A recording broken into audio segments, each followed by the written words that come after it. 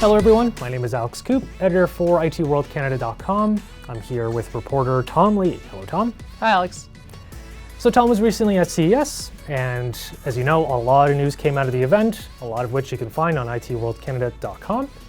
But today I wanted to just pick your brain for a few minutes here in person about the event, some of your takeaways, talk about some of the stuff you saw. So let's get into it.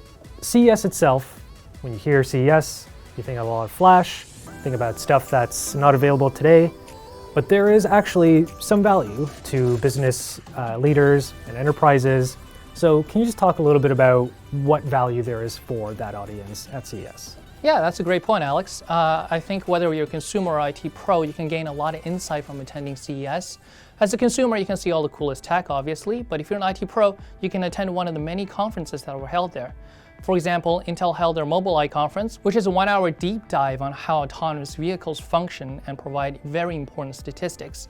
On top of that, Qualcomm announced the Snapdragon Ride platform, which again is designed for autonomous vehicles.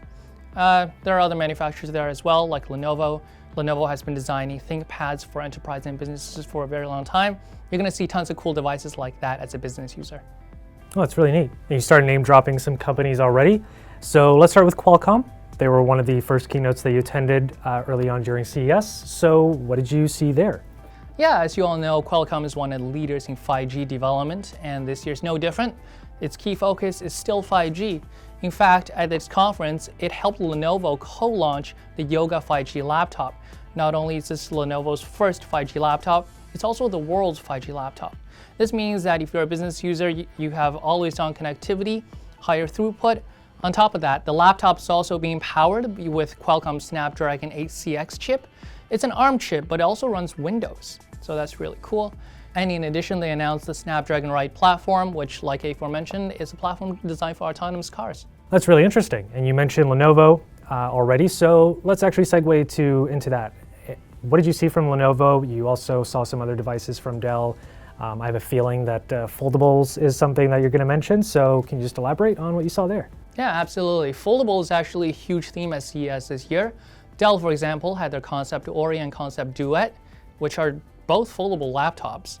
On top of that, Lenovo announced the ThinkPad X1 Fold, and as its name suggests, it does fold in half as well.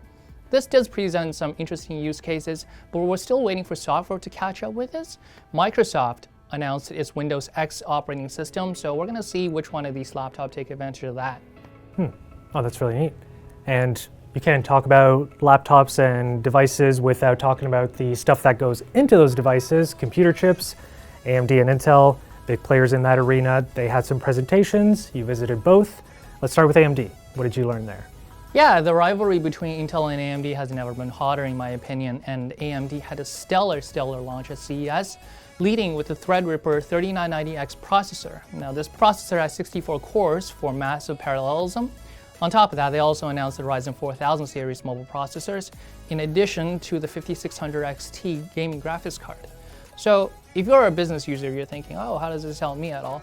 So the higher core count on the processor obviously improves rendering performance in tasks like V-Ray or any other software that take advantage of high parallelism.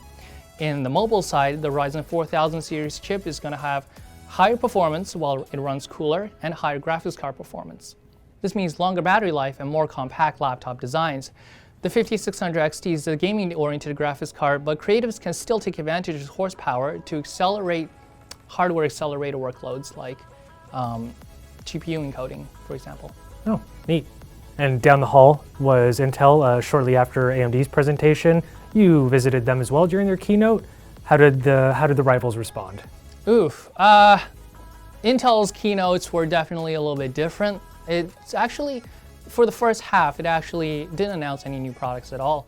Instead, it actually showcased a bunch of AI workloads, which I found fascinating. Things like in sports broadcasting, they were able to stitch together frames and create new ones when there are no cameras pointed towards playing field, for example.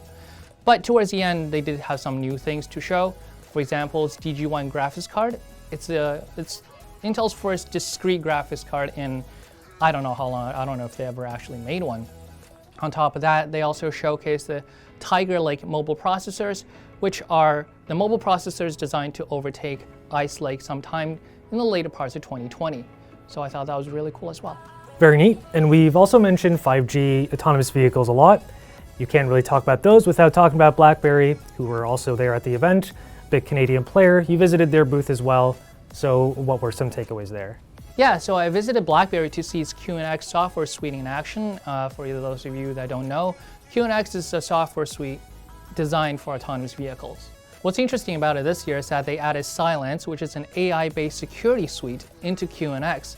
How they demonstrated this is that they had the Land Rover Defender there, and they were able to successfully block a piece of malware from uploading into the vehicle during its firmware update process. So as you know, as autonomous vehicles become more complex, they need more protection, and that's exactly where Silence comes in. On top of that, QNX is a huge player already, being over 150 million cars. So at CES, they actually announced 3 more partnerships, one with Damon Motorcycles, one with AWS, and one with Lenovo. Interesting.